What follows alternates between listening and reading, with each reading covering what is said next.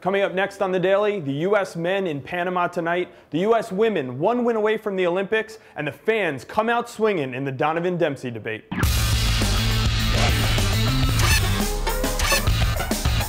Welcome to The Daily for Wednesday, January 25th with Andrew Wiebe. I'm Jason Seguini. We're going to start in Panama, where Jurgen Klinsmann takes the U.S. national team down there for a big test. This is the type of game they're going to have to perform in during World Cup qualifying. Yeah, and Klinsmann said it himself. This is kind of a practice run for what lies ahead. Big chance for these guys in the last game for this January camp to make an impact, show Klinsmann that they belong long term. And what kind of storylines are we looking at here in this game? You got a lot of players here trying to make their mark. Key ones, Jeff Cameron and Benny Feilhaber, both good performers in that first game. See if they can continue that. Will Graham Zusi get another chance? And then what kind of game will we see from Jermaine Jones?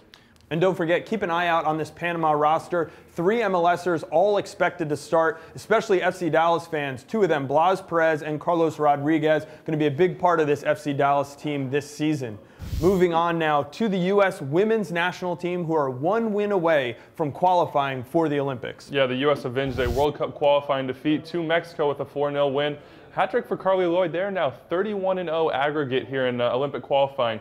Play Costa Rica on Friday for a spot in the Olympics. Yeah, and the other game will be Mexico against Canada, so Canada also looking to qualify for the Olympics. This was also, by Lloyd, the 4th hat-trick for a U.S. player during this tournament. Very impressive performance put on by the U.S. women so far. Well, leading up to the Everton-Fulham game this weekend, we've been promoting the Donovan Dempsey debate on MLSsoccer.com and on Twitter. And I have to say, yesterday things got a little heated in the fan commenting. There's plenty more coming. I would say this, it is not a life or death comparison. Both of them are great contributors to the national team and to U.S. soccer as a whole. Fans, calm down, more to come. Yeah, check out today. We've got comparison of their careers with the U.S. national team.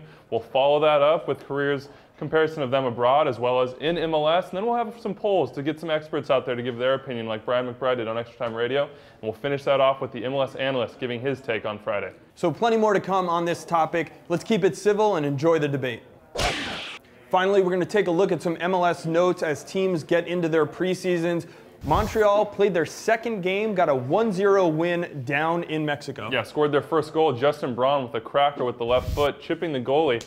Great win for them after a 0-0 draw against Chivas.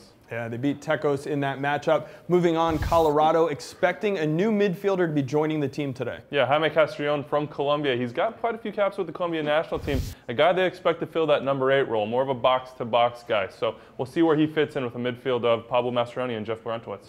Another big midfield acquisition was made in Columbus, where Milovan Mirosevic joined the team yesterday. Yeah, he's a guy that I'm very interested to see how he plays. And yesterday, Sebastian Miranda, a fellow Chilean who said he recommended him to Robert Warzija, said, this guy's not Guillermo Barcelota, but he's going to come in, be a different type of player, and we'll see how that fits in with their attack. All right, there's plenty more news on MLSsoccer.com as the preseason rolls on. You can see updates from LA, New England, plenty more teams, including Real Salt Lake, who report to camp today for the first time. That's all we have for The Daily today. We'll be back tomorrow.